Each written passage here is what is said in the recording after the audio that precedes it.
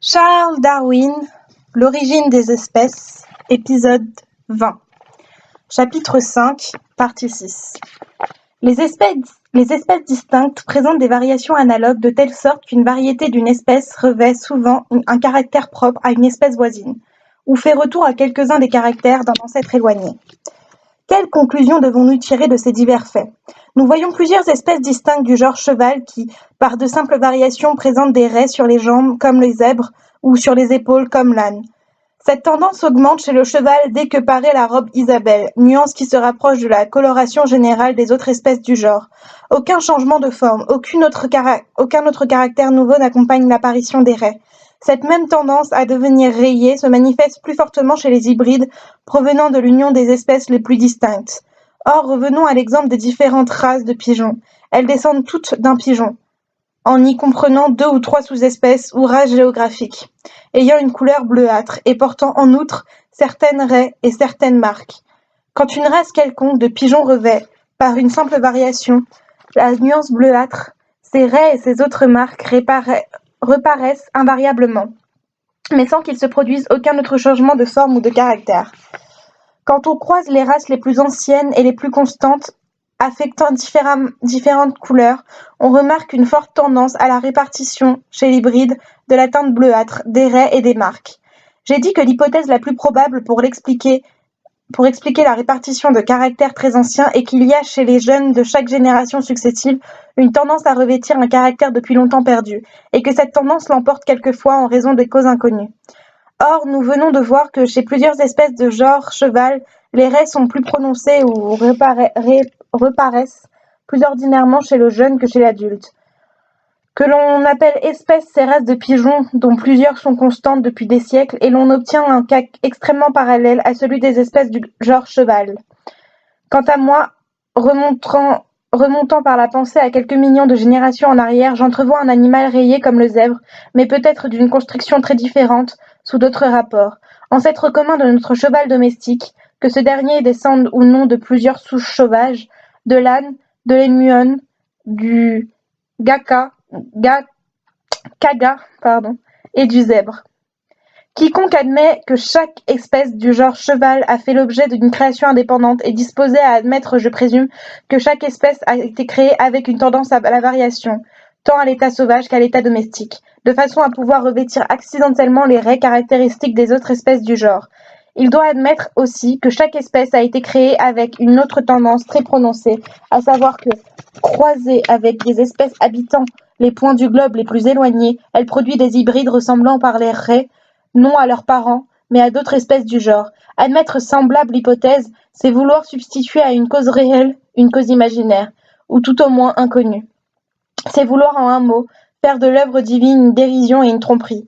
Quant à moi, j'aimerais tout autant admettre, avec les cosmogonites ignorants d'il y a quelques siècles, que les coquilles fossiles n'ont jamais vécu, mais qu'elles ont été créées en pierre pour imiter celles qui vivent sur les rivages de la mer. Résumé. Notre ignorance en ce qui concerne les lois de la variation est bien profonde. Il n'y a pas un cas sur 100 où nous puissions prétendre indiquer les raisons pour lesquelles telle partie diffère plus ou moins de la même partie chez les parents. Cependant, toutes les fois que nous pouvons réunir les termes d'une comparaison, nous remarquons que les mêmes lois semblent avoir agi pour produire les petites différences qui existent entre les variétés d'une même espèce et les grandes différences qui existent entre les espèces d'un même genre. Les conditions extérieures, telles que le climat, la nourriture, ne produisent que de légères modifications. L'habitude en produisant des particularités constitutionnelles, l'usage en fortifiant les organes et le défaut d'usage en les affaiblissant ou en les diminuant semblent, dans beaucoup de cas, avoir exercé une action considérable. Les parties homologues tendent à varier d'une même manière et à se souder. Les modifications des parties dures et externes affectent quelquefois les parties molles et internes. Une partie fortement développée tend peut-être à attirer à elle la nutrition des parties adjacentes, et toute partie de la conformation est économisée, qui peut l'être sans inconvénient. Des modifications de structure pendant le premier âge peuvent affecter des parties qui se développent plus tard. Il se produit sans aucun doute beaucoup de cas de variations corrélatives dont nous ne pouvons comprendre la nature.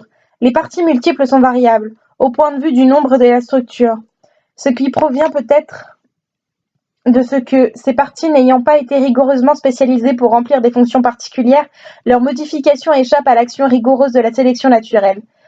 C'est probablement aussi à cette même circonstance qu'il faut attribuer la variabilité plus grande des êtres placés au rang inférieur de l'échelle organique que des formes plus élevées, dont l'organisation entière est plus spécialisée.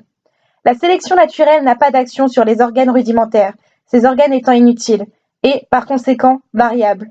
Les conséquences spécifiques, c'est-à-dire ceux qui ont commencé à différer depuis que les diverses espèces du même genre se sont détachées d'un ancêtre commun, sont plus variables que les caractères génériques, c'est-à-dire ceux qui, transmis par hérédité depuis longtemps, n'ont pas varié pendant le même laps de temps. Nous avons signalé à ce sujet des parties ou des organes spéciaux qui sont encore variables parce qu'ils ont varié récemment et se sont ainsi différenciés. Mais nous avons vu aussi, dans le deuxième chapitre, que le même principe s'applique à l'individu tout entier. En effet, dans les localités où l'on rencontre beaucoup d'espèces d'un genre quelconque, c'est-à-dire là où il y a eu précédemment beaucoup de variations et de différenciations, et là où une création active de nouvelles formes spécifiques a eu lieu, on trouve aujourd'hui en moyenne, dans ces mêmes localités et chez ces mêmes espèces, le plus grand nombre de variétés ou espèces naissantes. Les caractères sexuels secondaires sont extrêmement variables. Ces caractères, en outre, diffèrent beaucoup dans les espèces d'un même genre, d'un même groupe. La variabilité des mêmes points de l'organisation a généralement eu pour résultat de déterminer des différences sexuelles secondaires chez les deux sexes d'une même espèce et des différences spécifiques chez les différentes espèces d'un même genre. Toute partie ou tout organe qui, comparé à ce qu'il est chez une espèce voisine, présente un développement anormal dans ses dimensions ou dans sa forme, doit avoir subi une somme considérable de modifications depuis la formation du genre, ce qui nous explique pourquoi il est souvent beaucoup plus variable que les autres points de l'organisation. La variation est en effet un procédé lent et prolongé, et la sélection naturelle, dans les cas semblables, n'a pas encore eu le temps de maîtriser la tendance à la variabilité ultérieure, ou au retour vers un état moins modifié. Mais lorsqu'une espèce, possédant un organe extraordinairement développé, est devenue la souche d'un grand nombre de descendants modifiés, ce qui, dans notre hypothèse, suppose une très longue période, la sélection naturelle a pu donner à l'organe quelques extraordinairement développés, qu'il puisse être, un caractère fixe. Les espèces qui ont reçu par hérédité de leurs parents communs une constitution presque analogue et qui ont été soumises à des influences semblables tendent naturellement à présenter des variations analogues ou à faire accidentellement retour à quelques-uns des caractères de leurs premiers ancêtres. Or, bien que le retour et les variations analogues puissent ne pas amener la production de nouvelles modifications importantes, ces modifications n'en contribuent pas moins à la diversité, à la magnificence et à l'harmonie de la nature. Quelle que puisse être la cause déterminante des différences légères qui se produisent entre les descendants et l'ascendant, cause qui doit exister dans chaque cas, nous avons raison de croire que l'accumulation constante des différences avantageuses a déterminé toutes les modifications les plus importantes de structure, grâce auxquelles les êtres innombrables qui peuplent la surface de la Terre parviennent à lutter les uns avec les autres et les mieux adaptés à survivre.